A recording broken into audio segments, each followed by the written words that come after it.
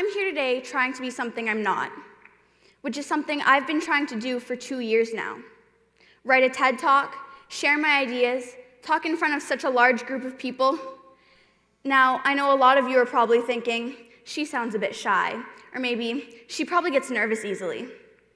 Yeah, all of those things are 100% true, but why? To answer simply, I am an introvert. So what is an introvert? An introvert is a quiet person that doesn't like to talk very much and likes to keep their thoughts mostly to themselves. They're the kind of person that goes home just to relax and have time to think. But that's not to say that an outgoing person can't be an introvert. Just as long as they enjoy the quiet time they get to themselves, they're most likely an introvert to a certain extent. So the main thing I want to address in this talk is that there's nothing wrong with being an introvert. However, society doesn't see it in the same lighting. Society has taught us that being an introvert is the worst thing you can be and that everyone should want to be extroverted. We're told that being outgoing is good and being shy and quiet is bad. We're told in elementary school we have to raise our hands, participate in class, or we lose marks. Every year at parent-teacher interviews, my parents would hear the same thing. Your daughter is very shy. She needs to learn to speak up more. I was told to share my voice whenever possible. As an introvert, those are some very hard standards to achieve. This is why I joined the TED Ed Club 2 years ago, to prove to not only myself, but to everyone, that I wasn't shy. I could write a talk just like everyone else is doing it. No big deal. Slight problem, I never wrote a talk. I couldn't come up with a topic I was truly passionate about that I felt like I wanted to share with the world. I would show up to every meeting and watch my peers continue to develop their talks, and I would get frustrated with myself. Why could they share their ideas so easily and I couldn't even come up with a topic? Now, looking back, I realize I have passions, I have views on the world, and I have opinions. I just didn't want to share any of them because I'm an introvert. But is there anything wrong with that? Statistics say that 50% of the American population is made up of introverts. So society is telling 50% of Americans, about 160 million people, that they need to change who they are to be accepted, to be successful, and to be happy.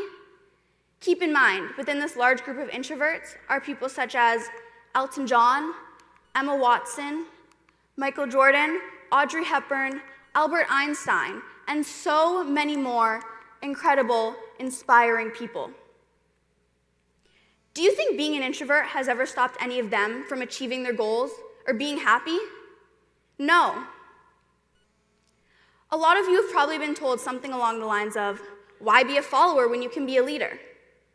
But what about every leader needs a follower? Let's look at Mr. Justin Trudeau, Prime Minister of Canada. Do you think he'd be where he is today without the support of the people? If everyone was trying to be a leader, no one would truly succeed, as it's the followers that define a true leader. But that's not to say that an introvert can't be a leader. Let's look at Abraham Lincoln, Rosa Parks, and Gandhi.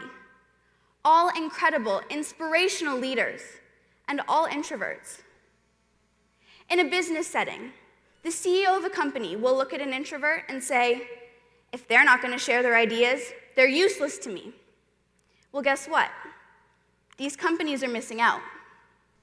Introverts are known to be versatile, responsible, work well in small groups, and individually. So being an introvert has no effect on how happy or how successful you're going to be as long as you see it in the right lighting. If you see yourself as an introvert and think it's the worst thing in the world, you're never going to be truly happy with yourself, and you're going to constantly try to change to conform to society.